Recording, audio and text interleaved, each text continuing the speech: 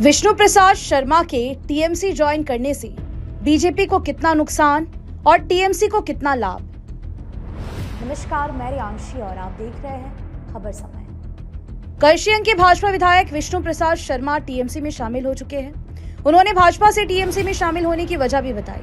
उन्होंने मुख्यमंत्री ममता बनर्जी की काफी तारीफ की है, जो स्वाभाविक भी है, और भाजपा तथा चुनाव आयोग को आड़े हाथों लिया है, यह भी स्वाभाविक है।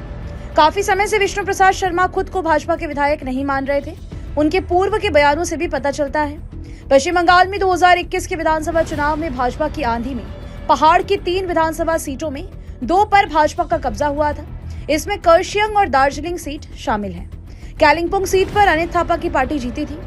विष्णु प्रसाद शर्मा आरंभ से ही राजनीति में महत्वाकांक्षी रहे हैं। पिछले लोकसभा चुनाव में विष्णु प्रसाद शर्मा की ये महत्वाकांक्षा एकदम से छलांग लगाती चली गई।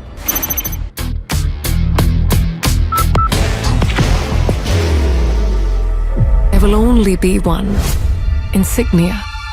उन्होंने भाजपा के घोषित दार्जिलिंग लोकसभा उम्मीदवार राजू बिष्ट के खिलाफ ताल ठोक दी थी और पार्टी के समझाने बुझाने के बावजूद भी निर्दलीय चुनाव लड़ा था। हालांकि उन्हें भारी पराजय का सामना करना पड़ा था।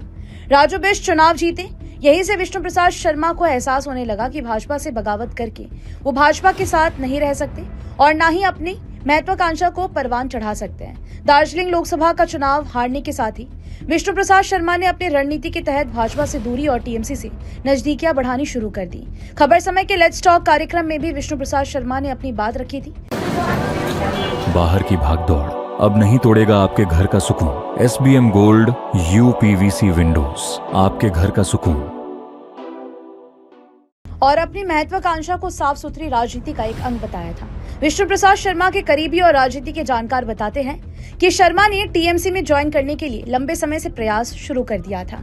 उन्हें अच्छी तरह पता था कि पहाड़ में कांग्रेस का कोई वजूद नहीं है और राष्ट्रीय पार्टियों में भाजपा का एकमात्र विकल्प टीएमसी ही है। विष्णु प्रसाद शर्मा पहाड़ का कोई क्षेत्रीय दल ज्वाइन करना नहीं चाहते थे, क्योंकि इससे उनकी महत्वाकांक्षा पूरी नहीं हो सकती थी। इसीलिए उन्होंने टीएमसी में ही जाने का फैसला किया। आज टीएमसी में ज्वाइन करके उन्होंने जैसे अपने सपने को पूरा करने का एक अवसर पा लिया हो। सवाल यह है कि टीएमसी में शामिल होकर विष्णु प्रसाद शर्मा पार्टी का कितना बेड़ा पार कर पाएंगे, और सवाल यह भी है कि उनके टीएमसी में शामिल होने से भाजपा को कितना नुकसान होगा।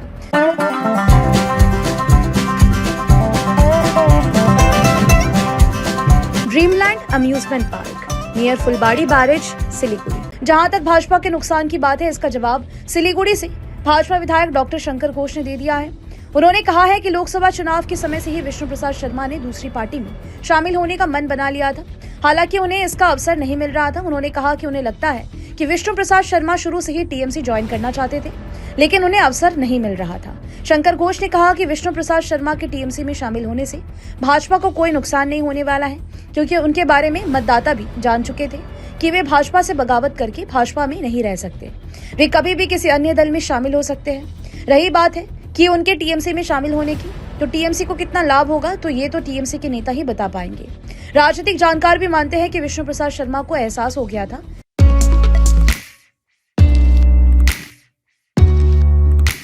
मनोकामना हॉस्पिटल, इस्कॉन मंदिर रोड, सेवक रोड, सिलीगुड़ी, कि इस बार भाजपा उन्हें टिकट नहीं देने वाली है। इसीलिए उन्होंने अपनी राजनीतिक महत्वाकांक्षा को परवान चढ़ाने के लिए टीएमसी में जाने का अवसर तलाश किया और आज टीएमसी में वे शामिल हो गए। सवाल तो यह भी है कि क्या टीएमसी उन्हें कर्शियंग से उम्मीदवार बनाएगी। आज विष्णु प्रसाद शर्मा ने मीडिया के साथ बातचीत में कहा कि जिस तरह से SIR के नाम पर चुनाव आयोग और भाजपा ने बंगाल के मतदाताओं के साथ छल किया है, उससे कई वास्तविक वोटर भी आगामी विधानसभा चुनाव में मतदान नहीं कर सकेंगे। पश्चिम बंगाल की मुख्यमंत्री ममता बनर्जी ने बंगाल की जनता के अधिकार के लिए हमेशा संघर्ष किया है और उनके संघर्ष में मैं उनका साथ देने आया हूं। ममता बनर्जी का विजन मुझे काफी पसंद है। इसी से प्रभावित होकर मैंने टीएमसी में योगदान किया है। उन्होंने कहा है कि पश्चिम बंगाल की जनता भाजपा को 2026 के चुनाव में जरूर से जवाब देगी। अभी के लिए मुझे दीजिए इजाजत। आपको बता दें कि आपके लिए खबर हमारे प्रतिनिधि सुरेंद्र श्रीवास्तव द्वारा लिखी गई। आप हमारी खबरों को YouTube पर भी देख सकते हैं। हर समय खबर समय। धन्यवाद। Nations march with pride, flags held high. Dr. Suborno Bose sets the vision. The YCO trophy is unveiled, marking the beginning of a global culinary journey.